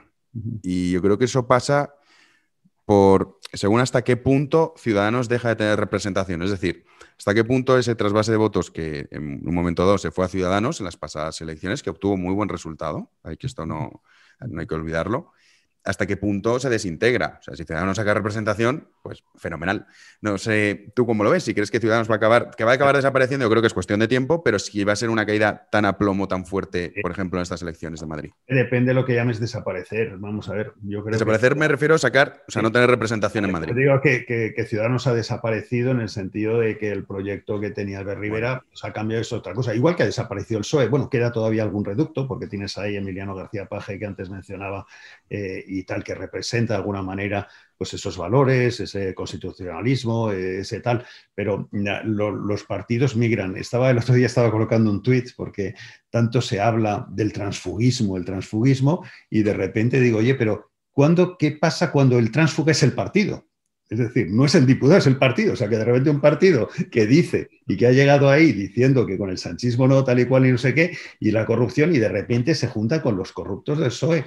Entonces, claro, es el partido el que es el transfugar, ¿verdad? Sí, sí. Claro, entonces, digo, esto es lo que es ridículo. Entonces, eso sí se permite, pero sin embargo, el diputado tal, ¿quién es realmente el que permanece? El que permanece es el que permanece con el ideario cuando dices, oye, esto era lo que pensabas.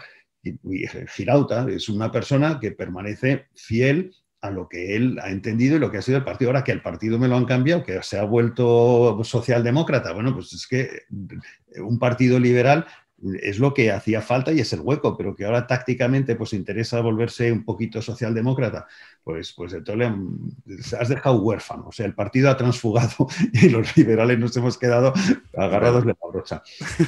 Es así. Y bueno, pues supongo que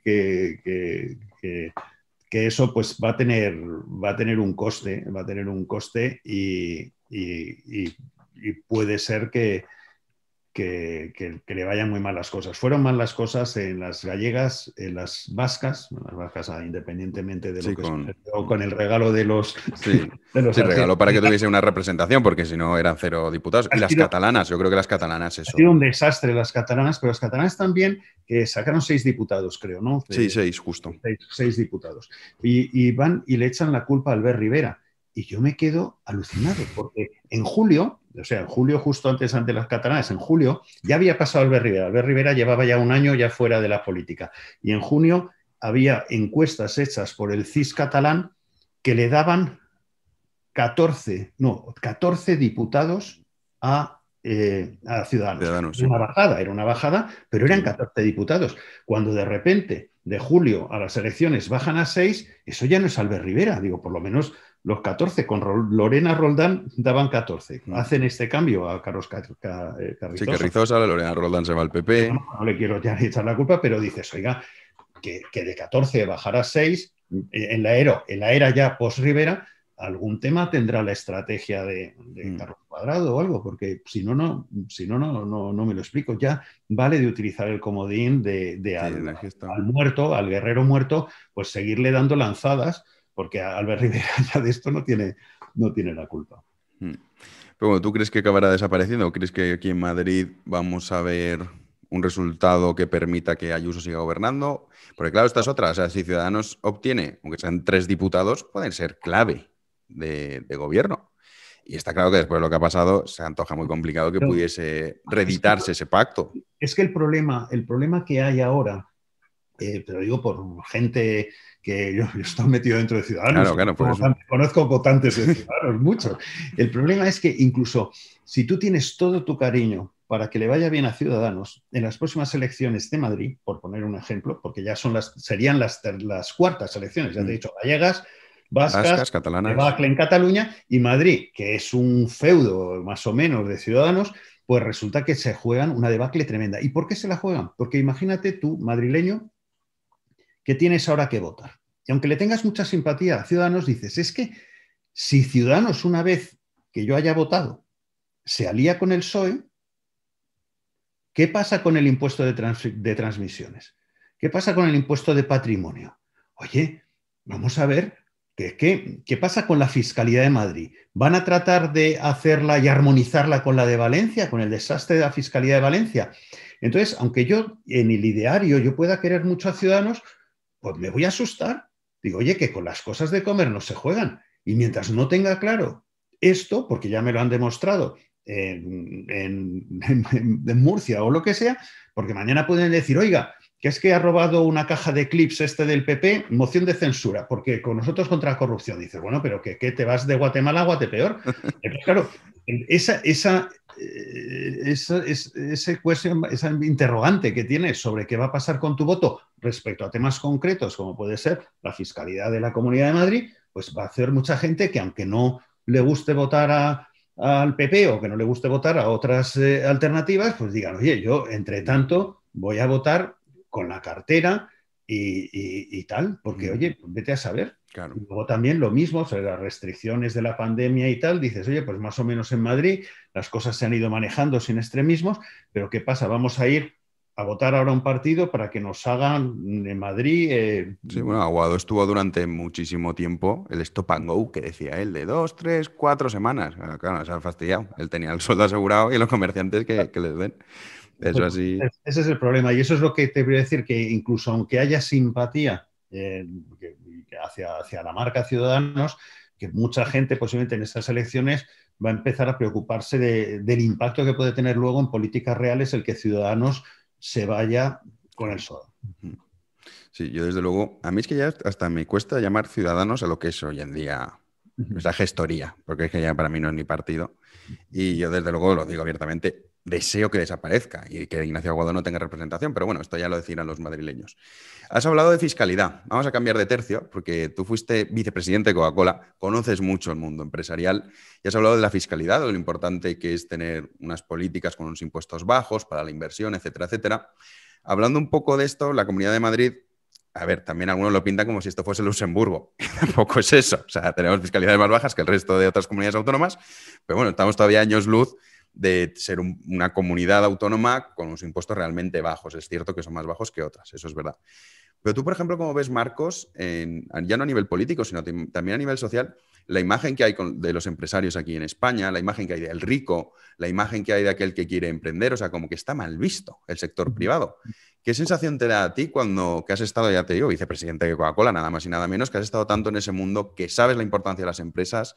¿Cómo cambiarías el chip de esta sociedad? Eso es parte de la guerra cultural. Y es parte de la guerra cultural y lógicamente, si tú educas a todo un país y a toda la gente en la envidia y en el rencor, pues vas mal. Vamos a ver, de educación obligatoria, ya no estamos en los años 40. Ahora en estos momentos toda la gente, independientemente de sus recursos, tiene acceso a la sanidad y tiene también acceso a la educación. Luego lo importante no es la igualdad, es la igualdad de oportunidades, que es distinto al igualitarismo. Porque yo como liberal pienso que la gente tiene derecho a hacer lo que quiera en su vida. Uno en su vida puede dedicarse a trabajar incluso sábados y domingos y hacerse con un dinero, y hay quien puede utilizar la libertad en trabajar lo mínimo posible.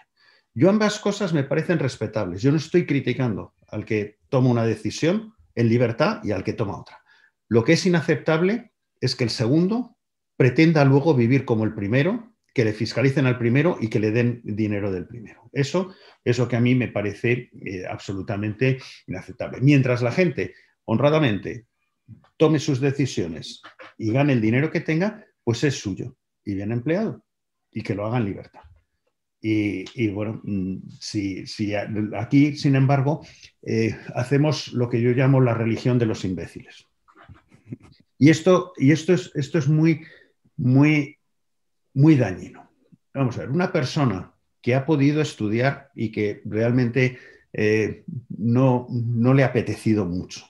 Una persona que no se ha esforzado para buscar sus oportunidades en general y tal, pues llega un momento, porque muchas veces cuando uno es joven, pues no es consciente de estas cosas y de repente pues uno llega a los 30, a los 40 y de repente dice, joder, he perdido, qué bien me lo he pasado, pero cómo he perdido el tiempo y ahora me gustaría a mí vivir de otra manera y no la que yo me he producido, ¿vale?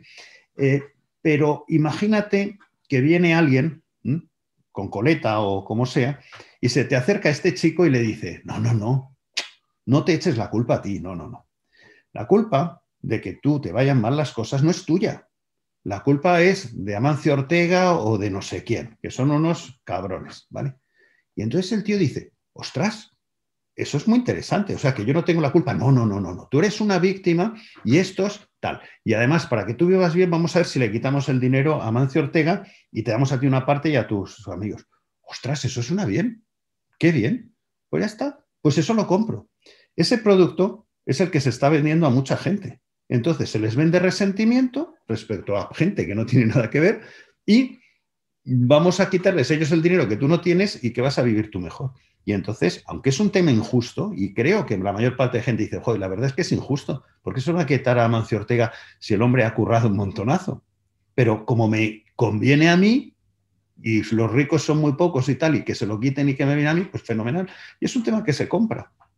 Y lo que pasa es que creo que se necesita formación, creo que se necesita que la gente entienda bien las cosas, creo que la gente lo que les interesa es que vengan aquí muchísimos ricos y muchísimos ricos de distintos países aquí, ¿sabes? Y que vivan aquí, que además es un sitio agradable para vivir si no lo destrozan, ¿eh?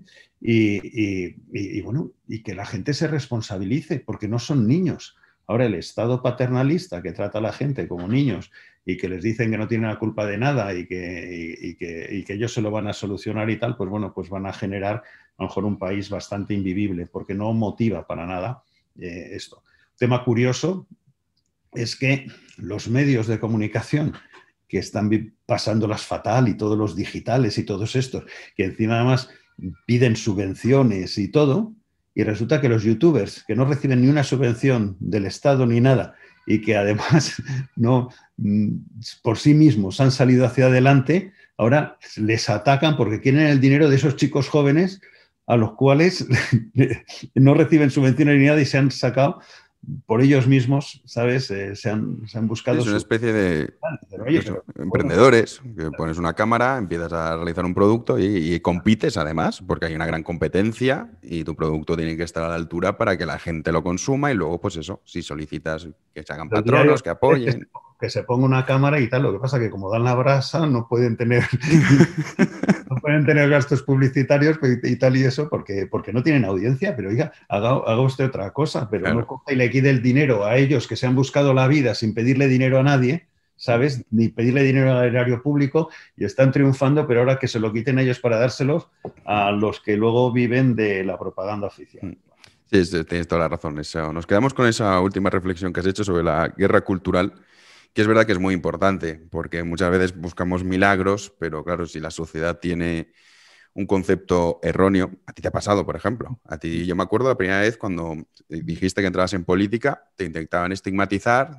Mira, la declaración de Marcos de Quinto. Bueno, bien, ¿y qué? ¿Cuál es el problema? Ojalá vengan muchos Marcos de Quinto a la política, ¿no? Pero sobre todo cuando mi dinero no ha venido de salario. Sí, de trabajar en el sector privado, claro. Y además no es un salario de estos que yo me lo aumento como algunos políticos o tal, ¿no? Es un salario que me lo está pagando una multinacional extranjera y bueno, de la cual yo he estado trabajando, y cuando estaba en Estados Unidos, pues me pagaban ese sueldo. Y cuando me pagaban ese sueldo, una multinacional como Coca-Cola, no son estúpidos, les va muy bien los negocios desde hace tal. Entonces, cuando me pagan ese dinero, pues debe de ser que para ellos lo valgo, porque no se dedican a las caridades. Entonces dices, oye, yo no lo estoy cogiendo del presupuesto público, yo lo estoy ganando de tal, y encima me lo traigo todo a España. Y tal, y digo, bueno, pues si a alguien le fastidia... La envidia, que también lo has comentado. La envidia, eso también hace mucho. Pero que ellos tenían las mismas oportunidades, ya te digo, de dedicarse a estudiar determinadas cosas y a trabajar. Pero claro, si uno está pensando más en cómo reducir la jornada a las 20 horas, en ver series de Netflix, pues oye, que es muy loable. Yo, como liberal... Claro, cada uno decide. Pero si yo me he dedicado a trabajar como un bruto desde que tenía 23 años en esta empresa, y he estado en Singapur, en todos los países que te puedas imaginar, trabajando, y muchas veces de una manera incómoda, y me han pagado eso, oye, pues es mi decisión. Sí, el sacrificio, pero es que es verdad. O sea, yo también estoy totalmente de acuerdo contigo. Oiga, yo no quiero trabajar, o te quiero trabajar 10 horas al día, vale, bien, pero luego no exija vivir como el que está trabajando, además cuando son puestos de responsabilidad. O sea, yo no conozco, a la gente que conozco que más trabaja son los que tienen altos cargos o puestos de responsabilidad muy importantes en la empresa, que prácticamente su horario es 24 horas todos los días de la semana. O sea, no existe esto de, bueno, a las 3 me voy y ya mañana más. No, esto no va así. Pero cuando son 24 horas, es decir, yo pongamos que algunos días en Atlanta me levantaba a las 3:30 de la mañana, como si fuera una emisora de radio, me cogía el coche de noche, llegaba a la oficina, tenía ahí un grupo de 7 personas de mi equipo y empezamos a conectar con pantallas en esos momentos con Nueva Zelanda, con Australia, con Japón. Porque el uso horario, ellos ya estaban con whiskies antes de meterse en la cama. Y empezábamos a 15 minutos en cada uno de los sitios para hacer un recorrido de cuál es la situación de marketing de determinadas cosas. Y si de repente tienes un problema porque ha habido, yo qué sé, pues una partida de Coca-Colas malas en Bolivia, tienes que estar pendiente de que van a madrugar porque esa noticia se la van a encontrar en Asia para la mañana siguiente, y se han ido a la cama sin saber que lo van a tener en esos periódicos. Entonces, trabajas en continuo, 24 horas de verdad. Totalmente. Sí, es que es así. Bueno, pues Marcos, no te robo más tiempo. La verdad ha sido un placer tenerte aquí con nosotros y a ver si vuelves a venir, porque tengo pensado hacer unos debates en directo, que ya veremos cuándo, porque siempre digo esto, pero luego el tiempo es limitado, desgraciadamente, eso sí que no se puede comprar con dinero. Pero me gustaría que estuvieras con nosotros porque creo que aportas ese punto de la empresa privada, que sobre todo un cargo que has tenido tú de tanta responsabilidad y que sabes lo que cuesta ganarse las cosas, y luego aparte has estado también en política, me gustaría que pudieses estar con nosotros, así que te invito... Prefiero los directos, que así nos das a avellanas o almendritas. Sí, a ver si también se acaba ya esta dichosa pandemia, porque esto de hacerlo todo virtual, hay gente que ya se ha acostumbrado, a mí me sigue sin gustar, pero bueno, prefiero siempre el contacto de toda la vida. En fin, muchas gracias, Marcos, por estar con nosotros y por contarnos todo lo que has vivido, tanto en la política como también esto que comentabas en el sector privado. Cuídate mucho. Buen domingo, hasta luego. Hasta luego. Pues hasta aquí el programa de hoy. Esto fue lo que nos contó Marcos. Y respecto a esos debates, porque he estado mirando Twitch, hay una cosa que me molesta mucho de YouTube, que me desmonetiza los podcasts y los vídeos, que llevan un trabajo. También es cierto que gracias a ustedes con su colaboración merece la pena hacerlo, porque es que si no directamente es que no tendría ningún sentido hacer los podcasts. Entonces, pensando en a ver cómo poder utilizar Twitch, porque hay gente que me dice, no, ponte a jugar a videojuegos o ponte a jugar al póker. Pero no sé, yo creo que es un poco aburrido, pero luego ves lo que hacen en Twitch otros canales y tal, y dices, bueno, pues si a la gente le gusta esto, no lo sé. Pero bueno, pensando en Twitch, quiero crear un canal y me gustaría hacer debates. Entonces, bueno, me gustaría contar con Marcos, que es un tipo que además fue vicepresidente de Coca-Cola, nada más y nada menos, tipo brillante y que sabe muchísimo tanto de la política como también el sector privado. Entonces, bueno, no sé qué es lo que haremos, intentaré hacerlo, es que tengo que organizarme mejor, pues es que tengo el libro pendiente. Son tantas cosas, el Liberal, por supuesto, que es la prioridad número 1. Agradezco también el apoyo que le brindan ustedes al Liberal. Entonces, pues no tengo tiempo, pero me gustaría ver si consigo fijar un día, una fecha, una hora cada semana para poder hacer debates de actualidad con gente interesante y poder, pues bueno, según la situación, hablar de una y otra cosa a través de Twitch, que sería... Aunque esto dependerá también de lo que haga YouTube, a ver si me desmonetiza este podcast o no, no lo sé, llevamos 2 de 2. Pero luego pide la revisión, te dicen, sí, está bien, sí, claro, ahora, que ya lo ha visto todo el mundo. En fin, dejamos aquí el programa de hoy. Muchísimas gracias por estar ahí. Nos vemos en una próxima entrega. Hasta luego.